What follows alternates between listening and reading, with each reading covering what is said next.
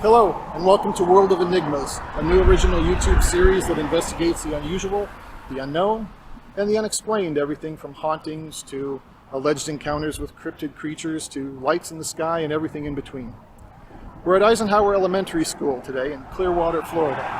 Clearwater's a tourist town. It's a place of sea, surf, sailing, seafood, sightseeing, snowbirds, Scientology, and the white sands of what TripAdvisor calls the best beach in the country. We're on Drew Street in Clearwater, one of the main roads that runs east to west through Clearwater from Tampa Bay back there to the Gulf of Mexico just in front of us. It's a busy place, and it's the center of Pinellas County's longest running and most baffling missing persons case, and that's why we're here.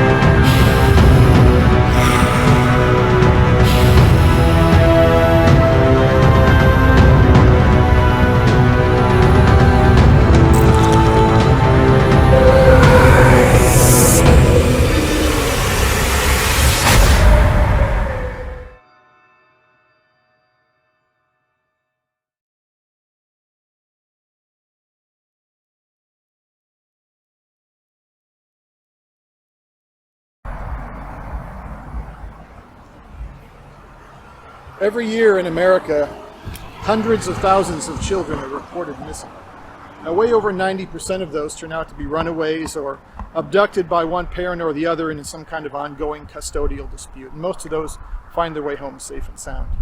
But a small percentage of those missing children are abducted by strangers or just vanish with no explanation at all.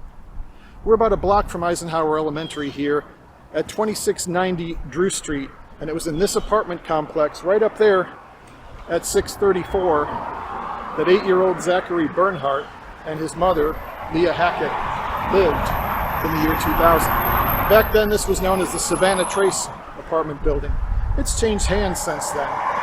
But the memory and the mystery of what happened here to young Zachary still haunts this community.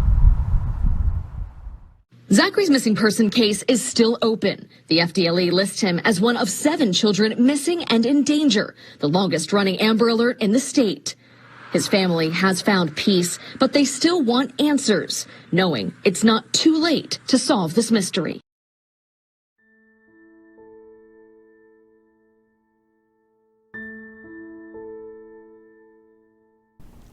Zachary Michael Cole Bernhardt was born in Lakeland, Florida, about 60 miles east of Clearwater, on December 18, 1991. Leah Hackett was 20 and living with a boyfriend named Jason Hibbard. But when a paternity test proved that Jason wasn't Zachary's father, Leah and her newborn son moved out. Now you might think that given the circumstances, Leah would have given Zachary her own surname or the surname of his biological father, but instead, Leah gave him her mother's surname, Bernhardt. In 1994, when Zachary was 3, Leah was living in Chelsea, Michigan with a boyfriend, Robert Jacques, an engineering student at the University of Michigan. It's unclear where Zachary was at this time, but many assume that he was living in Florida with Leah's mother or one of her older sisters. Leah became pregnant by Robert Jacques and lived with Robert's parents during that pregnancy, which resulted in the birth of her second child, a daughter named Liren. After Liren was born, Robert Jacques sued for custody, but early in 1996, a Michigan judge gave Leah permission to move back to Florida with Liren. On a Saturday in June of that year, Robert Jacques traveled from Michigan to Florida to visit Liren. Leah arrived at the agreed-upon meeting place with Liren and Zachary and asked Robert to watch both children during his visit.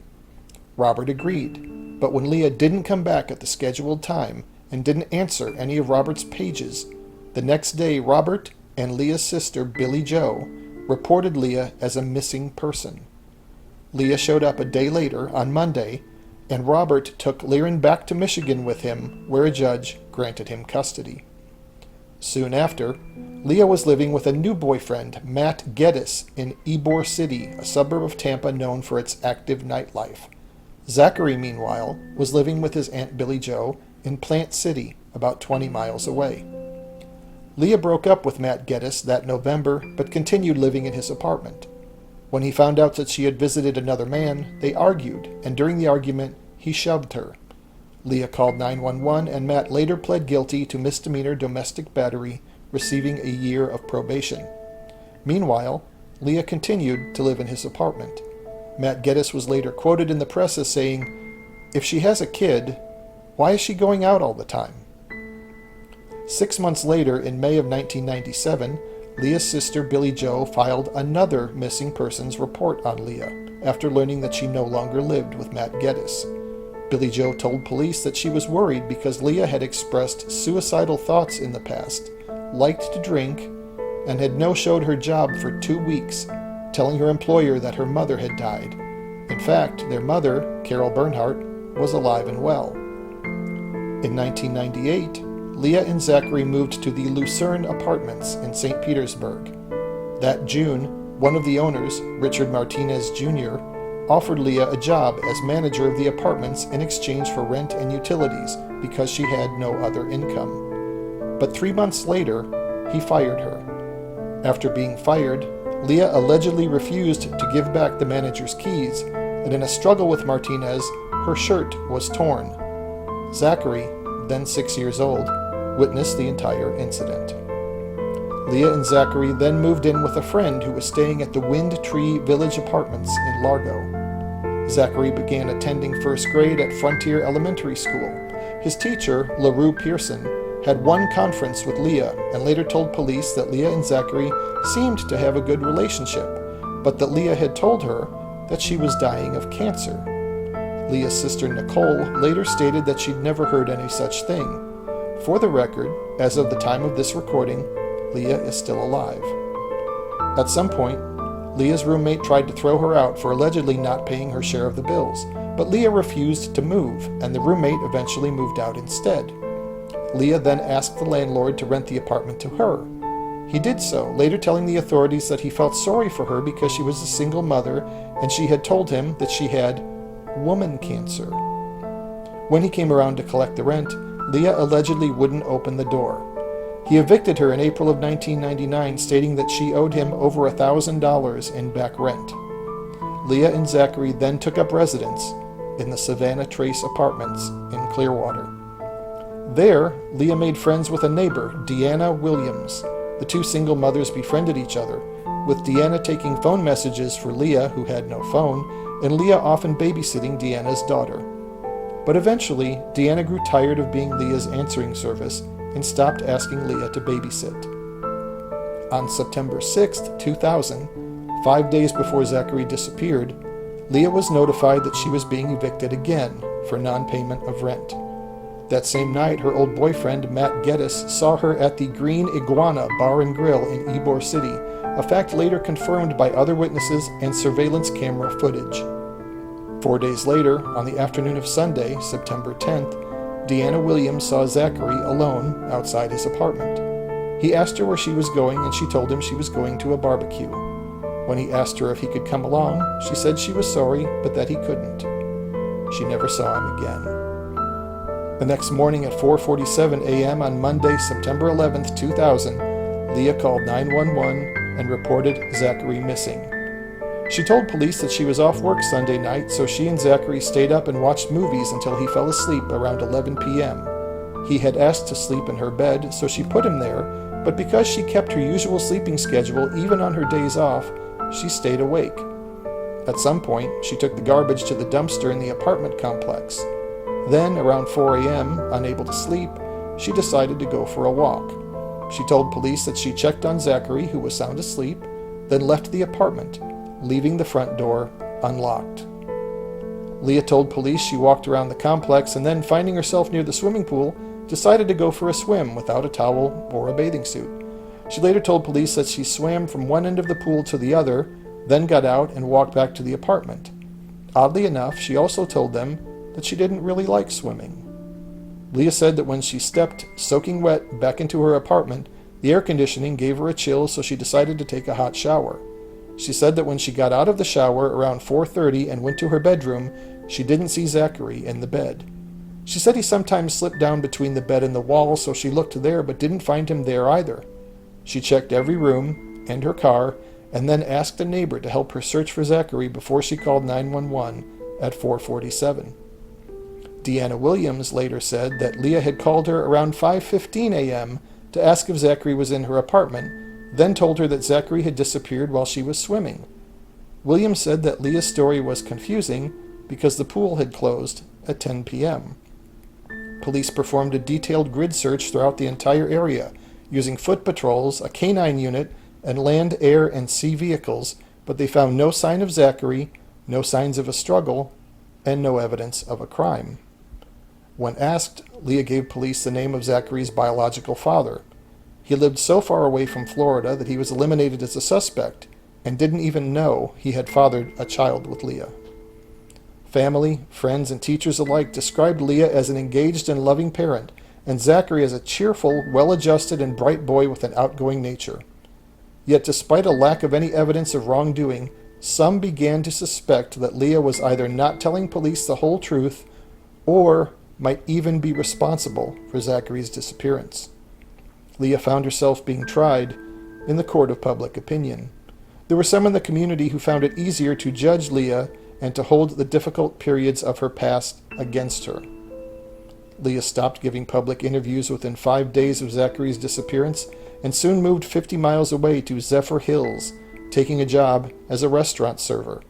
But when customers recognized her from television reports about Zachary and stared or made accusatory comments, she moved again, this time to North Carolina. In 2001, the popular television program America's Most Wanted gave Zachary's case national attention, but despite a number of new tips being called in, police got no closer to finding Zachary. But later that year, in Clearwater, a man named Kevin Gelbert told an acquaintance that he was a child murderer and was looking for a new target. That acquaintance told police, who began watching Gelbert. Later that year, Gelbert, a former suspect in a 2000 child abuse case, told an undercover officer that he had abducted 1,000 victims and killed 5. One of the victims, according to Gelbert, was a boy from the Savannah Trace apartments.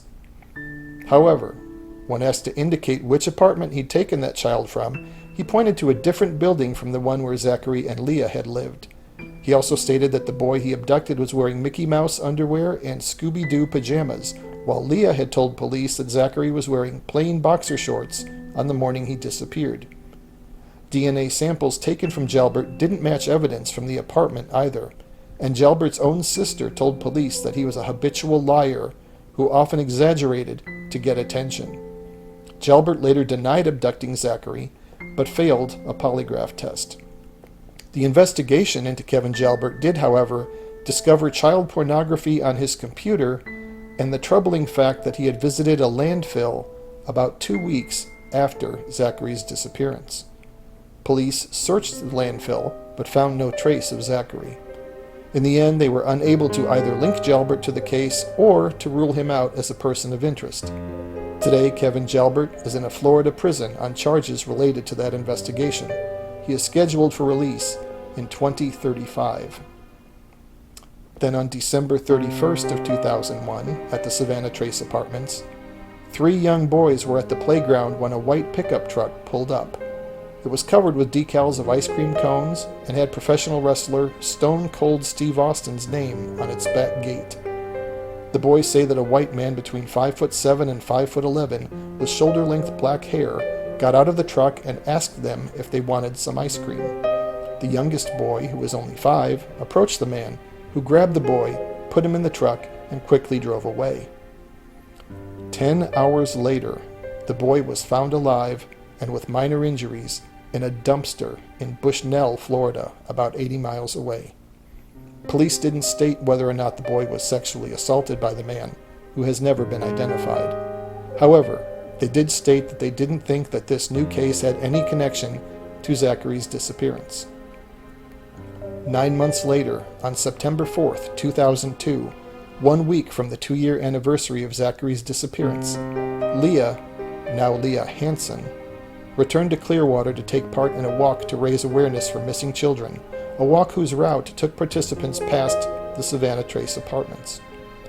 In an interview with a newspaper reporter, Leah stated that she went into hiding after Zachary's disappearance so that the search would focus on Zachary, not her.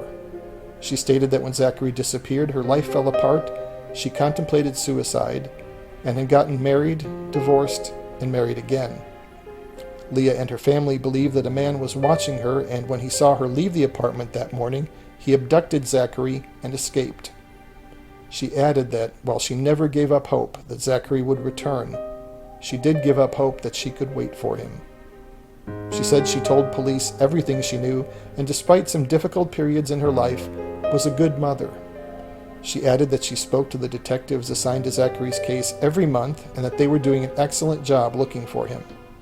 Leah also said that she had taken a polygraph test when Zachary disappeared, but couldn't remember any of the questions she'd been asked and was never told the results of the test. Leah has not spoken publicly since that interview, but her mother, Carol Bernhardt, and her sisters, Billy Joe, Denise, and Denal, have continued to keep Zachary's story in the public eye, participating in walks, fundraisers, public appearances, and media interviews. They are united in their defense of Leah, stating that she was a good mother who loved her son and had nothing to do with his disappearance. They refuse to discuss her personal history, stating that all that matters is finding Zachary. In 2017, the investigation discovery series Disappeared dedicated an episode to Zachary's case. Leah did not participate in that program.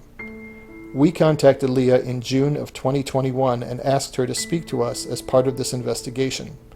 She did not respond to our request.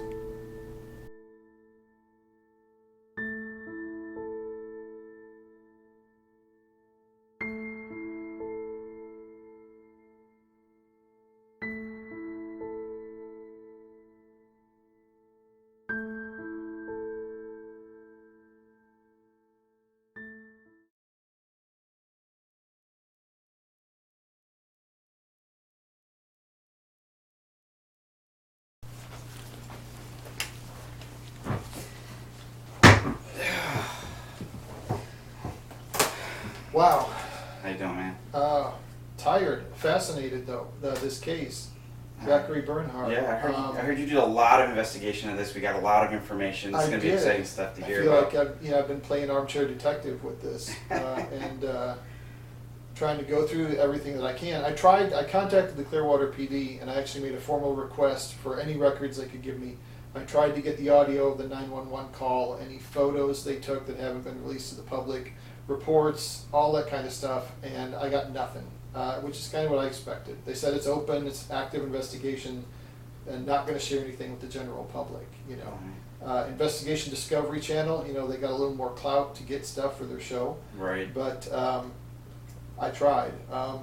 Still going to try to get an interview with the police. We're working on that, but we do have that to worry about. And we've got a lot of facts to think about here.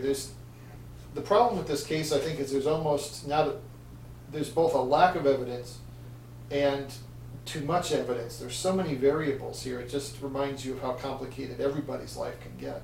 Right, right. Let's play it through where it's possible that, you know, everything stated is what happened, and it's possible he either left the apartment or someone took him.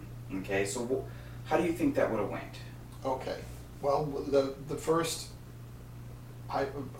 assuming that Leah is telling the truth, we work from that premise. There's two possibilities as I see it. One, Zachary ran away. Now, the runaway hypothesis doesn't really get examined too much because there just doesn't seem to be much support for it. No. Everybody says, family, teachers, that this was a smart, well-adjusted, happy, well-mannered kid. Deanna Williams, a neighbor, even mentions that, you know, Zachary didn't backtalk or whine or anything like that. Leah would not tolerate that. And the reports we're seeing, what people have stated, is that they had a loving, close relationship. So it doesn't Yeah. seem like he had any need to run away. Plus, you're thinking about an 8-year-old kid, okay? Where would he go? Well, possibly 8-year-old kids have friends, maybe close in the area. He couldn't have gone that far. Right. And even if he got lost, he would have been found sooner because he would have been trying to find his way home. Someone would have found him. Right. If he ran, an 8-year-old who's going to run away, I think is going to take some of his stuff with him. Mhm. Nothing of Zachary's. Because it would be intentional. Yeah, according to Leah, nothing of Zachary's was missing. We're assuming that she's telling the truth. So, where would he go? Why would he not be found when you've got police doing a grid search, not just through the whole complex, but all over the entire area? The Tampa authorities lent an air vehicle to search for him. They looked in the water. They looked in the creek that runs along the And apartment. if you How had, could he have gotten away? If you had neighbors, you know, doing their routine night owl things, such as smoking, talking on the phone, kissing their boyfriends goodbye, don't you think a little boy would have been spotted walking through Yeah. the complex? Yeah, he spends the night watching movies with his mom, just happy, falls asleep. But when she leaves, maybe he hears the door or something, he wakes up and suddenly out of the blue decides, heck with it, I don't like being here anymore. Right. And just takes off and doesn't get seen by anybody. Mm-hmm. You know, if he was unhappy at home in some way, he didn't express this to his grandmother or his Aunt Billy Joe. I mean, this family was very involved in his life. He lived with his Aunt Billy Joe for a long time, so wouldn't an 8-year-old would be smart enough to get on the phone. You say, Grandma, can I live with you? Aunt Billy Joe, can I live with you? Right. I'm not happy, Mom's mean, or But whatever. none of these things ever None of happen. these So things happen. we can't really put a lot of stock No, into this Deanna runaway Williams theory. saw him the afternoon beforehand. He said, can I go to the barbecue? He didn't say, can you take me to my grandma's house? My mom is mean to me. No one's ever, there's been never a hint of abuse or neglect Right. ever mentioned. Everyone says, family says that Leah was a great mom. The teachers, both teachers at his first grade school and his third grade school, both said that Leah appeared to have a good relationship and that Leah appeared to be a great mom. At Eisenhower Elementary, she helped organize a carnival for the third grade class. So there's absolutely no evidence to suggest that Zachary had any motivation to run away, or if he Right. did, how he could have pulled this off and not gotten caught. So Right. I think we can take the runaway theory and just dismiss it as being wildly implausible. Okay. Implausible. So then So- let's Let's let's cross go that off. with Abduction. abduction. That's Okay. yeah. So we have the what the news report says, a local pedophile by the name of Kevin Gelbert. Okay, Yes. so that's another possibility. Do you think there's enough time, 15 minutes, for her walking around, neighbors possibly being out, her going for a swim? Do you think there's enough time for this man to maybe have spotted a child looking for his mom, peeking his head out the door, or going in and taking him? What do you think? That's one thing. If Zachary woke up when Leah left and, hey, where's my mom, and wanders around outside, we know the apartment complex is right there on Drew Street. Mm-hmm. Could someone have been lurking around in the shopping center across the street, or driving by and sees a little boy and, hey, just random opportunity, pulls over, grabs him, throws him in the car, gets on 19 and is gone? That's possible. It seems like an extraordinary set of circumstances. There's a lot of We're talking routes because you can jump on the highway and be gone. Right. It's possible someone could have surveilled the apartment because it faces the street. They'd be literally right across, could keep an eye on the door. If they were watching the door and they see Leah walk out at 4 a.m., maybe they see that she doesn't They stop took a and lock chance. the door behind her. And they see her walk down into the complex, kind of out of view, especially at night when it's dark. You know that she's at least a couple of minutes walk away. Now's your chance. Run across the street, run upstairs, grab the kid, and go. And there is a lot of trees and bushes and covering, like literally right next to the Right apartment. there. And there's like a little creek, with the apartment right there. Yeah. That presents an opportunity to hide the attack. Now, if a couple of problems with the abduction theory. Number one, they had a dog. They had a small dog. Some reports have described it as a puppy. Some just said a dog, but they had a small dog. There's no reports that we're aware of neighbors saying, "Hey, I heard the dog barking." Right. And a dog would bark, and we all know this, if a stranger came in. maybe not loud enough for a neighbor to hear, but we know one of the neighbors was up just 45 minutes earlier. So she's not, even if she went straight to bed after saying goodbye to her boyfriend, if Deanna Williams is in the same apartment complex, I think you'd hear a dog barking because you haven't been asleep for more than 45 minutes. Right. So there's that complication. Leah said that Zach was a heavy sleeper, but I would think somebody picking you up and walking away with you, you would wake up. So, but if it was going to be somebody, it would be quick, and obviously, could've- regardless, an 8-year-old boy, it'd be tough to fight back a full-grown man. well, no, I'm not suggesting he could have fought back or even made much noise, but you'd have to not be seen or heard leaving with this kid. And also, if they were across the street, did they drive their vehicle across the street? Mhm. No one reported Well, seeing another vehicle. Right. Ain't there like a lot right on the other side? They There could have is parked a- there if they go through the There is the a lot, shrubage. it's like a car mechanic or car wash, something right Mhm. behind, right across the creek from the apartment complex. So maybe if they had parked there, run across, grabbed him, and gotten in the car and taken off. That's a possibility, but that's timing things exactly right to where Leah's not going to see you when she's that's coming something back. that someone would have to sit and plan out, and then Be- hope that she would leave the apartment. So I guess that makes it difficult. Because remember, she's been gone by her own timeline, and we're assuming that she's right. 15 minutes. She leaves at 4 o'clock. She's back at 4:15. She takes her shower. She comes out of the shower at 4:30, and at that point realizes he's missing. So she was only gone out of the apartment 15 minutes. And I would think if you were laying in wait to snatch the boy, if you saw her come back, you're not going to risk going in there. If she's in the shower, you don't know that she's in the shower, you just saw that she's back. You're going to risk going in there snatching. You'd have to have snatched him right at 4 o'clock and gotten in and out without being seen or heard in 15 minutes. I'm not saying that's impossible. That's Right. certainly possible, but that is a very efficient and diligent predator who's staking out a house at 4 a.m. on a Monday morning. Right. And if we don't know, because we haven't had the opportunity to ask her, and I haven't found it in any of the reports, when Leah was at work or going out, like she went to the Green Iguana on the night of the 6th,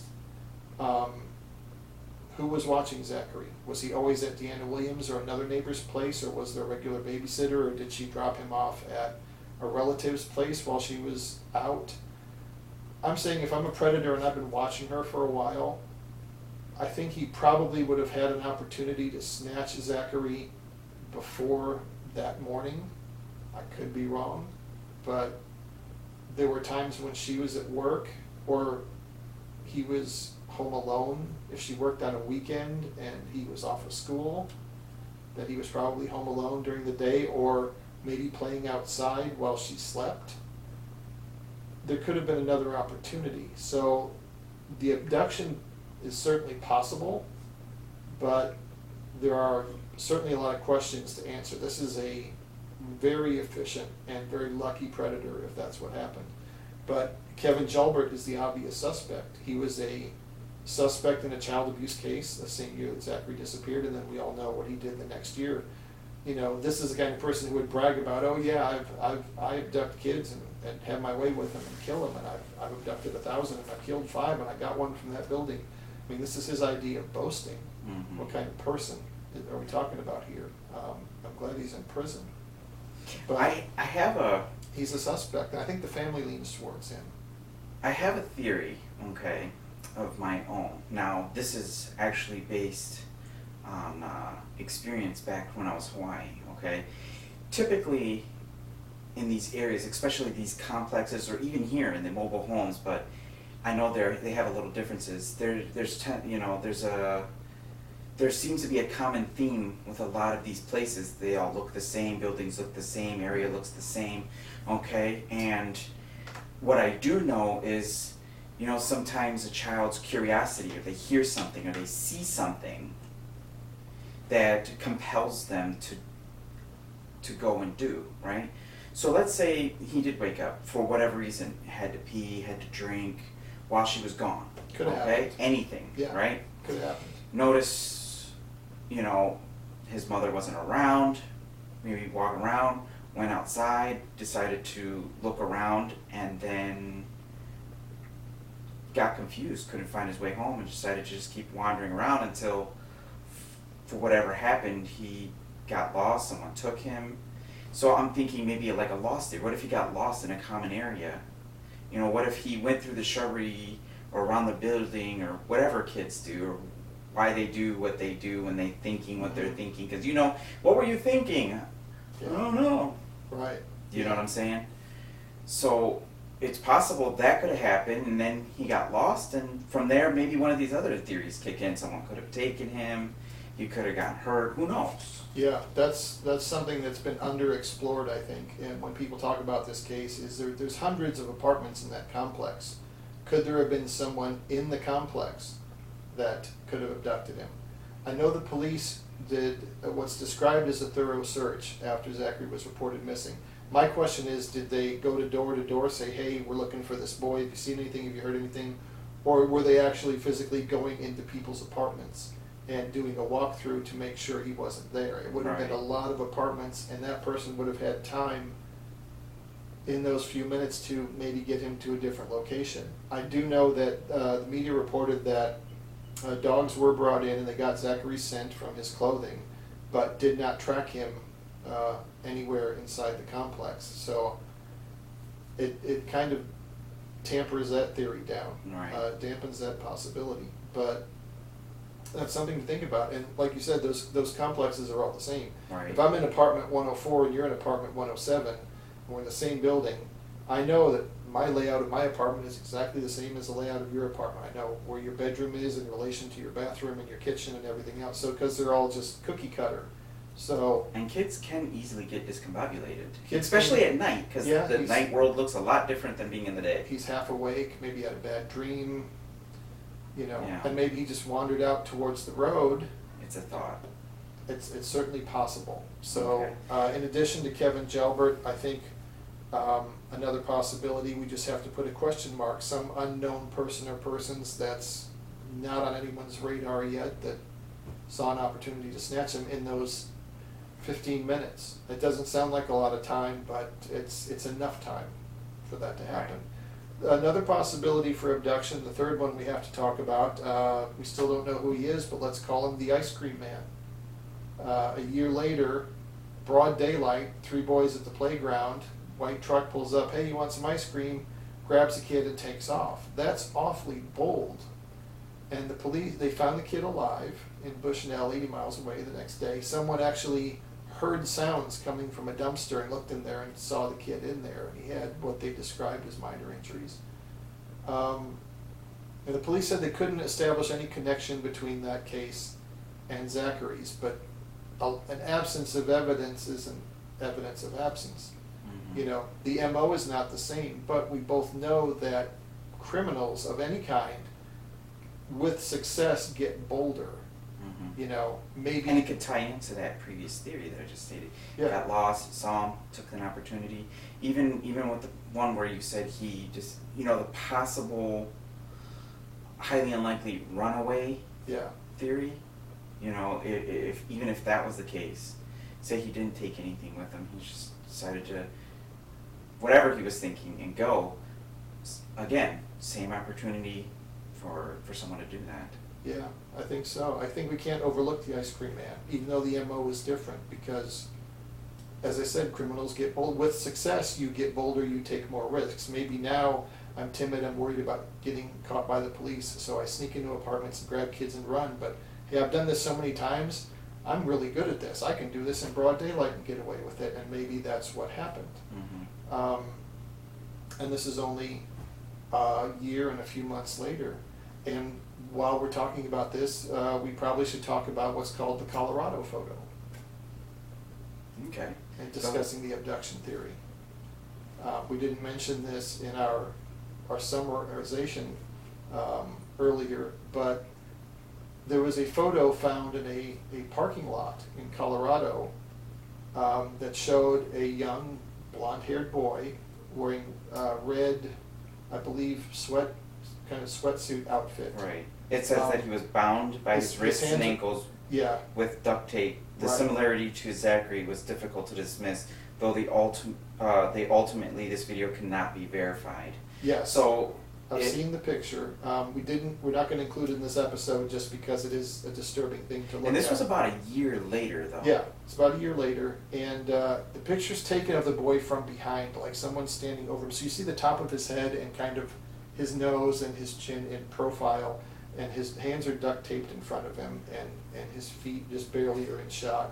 And it looks like he's like in a outside somewhere. There's like leaves or grass or some kind of wooded area. At this time, the mother would have moved to North Carolina? At this time, she'd have been in North Carolina, yes. Yeah. But the thinking is if someone abducted Zachary and maybe trafficked him for trafficking, sexual trafficking of minors, maybe could have taken him to Colorado or sold him, or maybe this photo was taken in Florida and given or sold or traded to someone who took it to Colorado and let it fall out of their pocket there.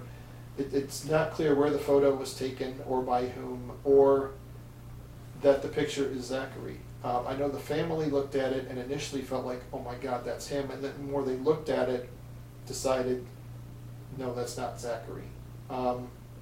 Again, the shot from overhead and just kind of seeing part of his features from above. It was difficult to really make. It would be hard to make a identification. Right.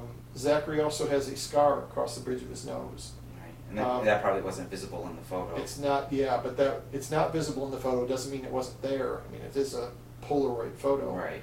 But it further argues and casts doubt that is Zachary. But it is something that is to be considered.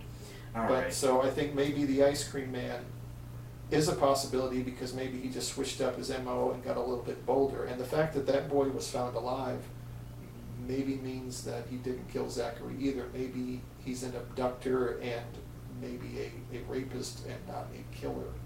But if that's the case, and we certainly hope Zachary's alive, but where's he been all this time? Why hasn't somebody found him? Why hasn't he gotten away? But yeah, I think in the abduction theory, we've got Kevin Gelbert, we've got the ice cream man, and then we've got the question mark, the point you raised, the unknown factor, the person that no one knows about yet. Alrighty, well, we're starting to get low on time, so I would like to raise the last theory, the one that's the hardest to think about, the one, we don't want to consider, okay? But as we have our judgments reserved, and though I have children, I can't relate to the pain of a loss, okay? No. We're going to have to, I would like to throw the theory of playing the devil's advocate, okay? Yeah. And considering the information and the research that's been conducted, okay, let's take worst possible case scenario and look at the mother, okay? Yeah. What is it possible, could it be possible that blame could be on the mother for this incident? Would you have a theory to share on that, taking a look at the evidence? Now, before I let you continue, I could look at it, and this is a thought, okay? This has nothing contrary to truth at all. But if I was to play devil's advocate, if I was to look at it, I could look at it where maybe the mother was, she was very active in her youth, obviously, from wanting to be out very much, from having troubled relationships, and being a single mother, and still wanting to, do what the young do, and that's go out, have fun. Maybe this night, she could be contemplating, whether to continue on this path and struggle or do something about it. Yeah, Now, we can't talk about the case without considering the most terrible but also most popular theory that Lee is responsible in some way. right. What would be your thoughts?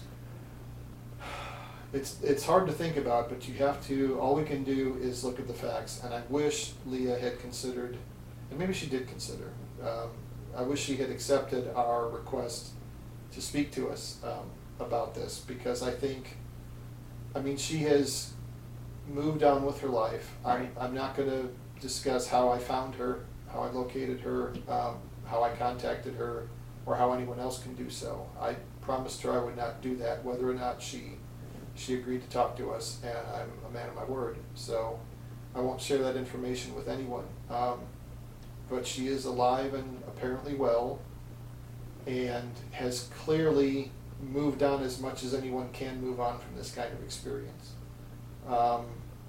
Let's look at the possibility that Leah's guilty in some way. About 200 mothers per year kill their children, statistically, or harm them in some way, or allow them to be harmed in some way. That's a staggering number to think about, even in a country of hundreds of millions of people. Right. It's just, it's about the worst crime you can contemplate. It seems to be, in the psychiatric literature, that the reasons for this are there's a small handful of reasons that come up all the time why people do this. Either some form of mental illness, some of them they feel they're depressive, and they feel that the child will be better off dead than living with them or living the life that they're living. Mm-hmm. And so harm the child out of what they think is a good reason. Some do it to get back at the father in a custody battle. Well, you're not going to take my son. You won't have a son to take. I'm going to kill him to hurt you. That's another common motive. Another one is the one that I think people are thinking of when they accuse Leah of this. It's what some have called the Casey Anthony theory, another Florida case, which is really unfair to bring up in this context, but it does get brought up. The idea that Leah was a party girl who didn't want the responsibility of raising a child. He was weighing her down. He was a burden. He was cramping her style. She wanted to just have fun and be irresponsible, and so she got rid of him like he was a nuisance of some kind. There's no evidence to support that, and there's a lot of evidence against it. For the most part, women who harm or kill their children for that reason tend to do so when the children are infants, 2 or younger. And that's the most difficult time to have a child. If a child is a healthy, well-behaved, well-mannered 8-year-old, which Zachary was by every account we've gotten from multiple sources, there's no reason to do that. Zachary was not any kind of a burden in any way, and in fact, the fact that she was seen at the Green Iguana 5 days beforehand, and some people said, well, what kind of parent would do that? Well, clearly not a parent who felt burdened by her child cramping her style. So if that theory is what they're pushing forward, that kind of flies in the face of that. Right. Everyone says that teachers, neighbors, family, okay, let's assume family, if it's, and people can get as cynical as they want, and horrible things and horrible people do exist.